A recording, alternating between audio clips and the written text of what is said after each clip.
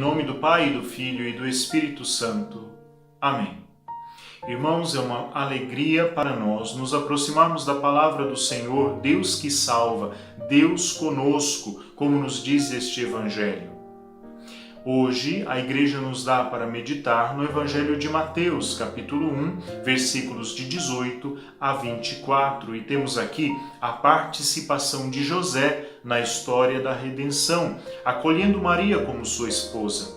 Para isto, iniciemos a nossa reflexão entendendo como se dava um matrimônio dentre os judeus na época de Jesus. Este era feito em dois momentos. No primeiro momento, diante da lei, o noivo e a noiva assumiam um contrato que os tornava, perante a lei, marido e mulher. Porém, eles não coabitavam. A noiva era introduzida na casa de seu noivo alguns meses depois deste primeiro momento, no qual o noivo e a noiva de fato já estavam casados, mas o casamento não era consumado. Maria e José se encontram neste entremeio. Isto nos ajuda a compreender por que Maria diz ao anjo, no Evangelho de São Lucas, "Eu não conheço homem algum. Como isto pode acontecer?" Naquele momento, o anjo Gabriel explicará a Maria como se dará a sua concepção virginal. No Evangelho de hoje, tudo isto já aconteceu e José se encontra um pouco perplexo diante desta realidade. Maria está grávida, o filho não é seu. Ele quer apartar-se de Maria, mas por respeito e por amor a esta mulher. Por quê? Segundo a lei dos judeus, a lei do Antigo Testamento, uma mulher que traísse o seu esposo, mesmo estando neste primeiro momento do matrimônio, ela poderia sofrer a pena de morte, sendo lapidada. E José não quer que isto aconteça. Por isso, ele quer preservar a sua esposa, apartando-se dela. Mas Deus lhe diz: "Não temas, José. Não temas acolher Maria como sua esposa em sua casa, porque o que dela nascerá é obra do Espírito Santo."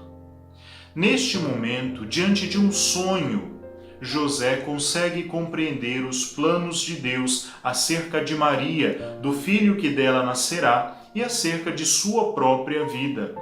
José experimenta a mais perfeita obediência da fé, ou seja, confiando na palavra do Senhor, ele é capaz de acolher aquilo que o Senhor tem para a sua vida. Homem extraordinário, do qual não conhecemos nenhuma palavra no Evangelho, mas cujo exemplo nos arrasta para vivermos também nós esta perfeita obediência da fé. José é para nós exemplo de homem justo, e isto significa, na linguagem bíblica, que de fato ele tinha um coração tão próximo a Deus, capaz de compreender na intimidade da sua oração a vontade do seu Senhor. E é por isso que Deus o escolhe para ser pai adotivo e guardião do Filho de Deus.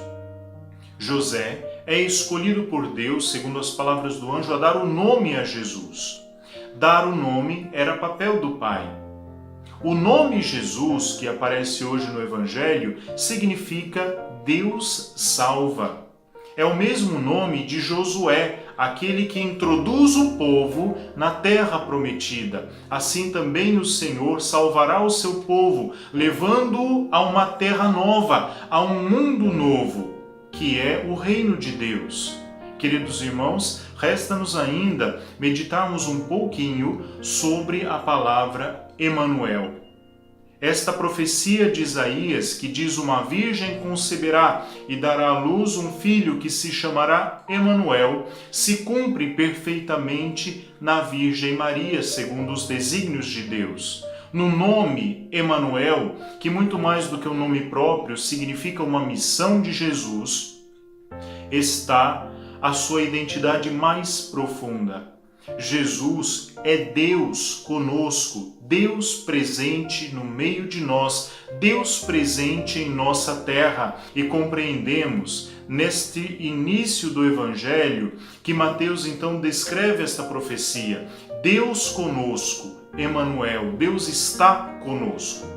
No encerramento do seu evangelho, ele relembra as palavras de Jesus aos seus discípulos e apóstolos, que diz antes de subir ao céu: Eis que estarei convosco todos os dias, até o fim do mundo. Nós compreendemos, Deus está sempre conosco.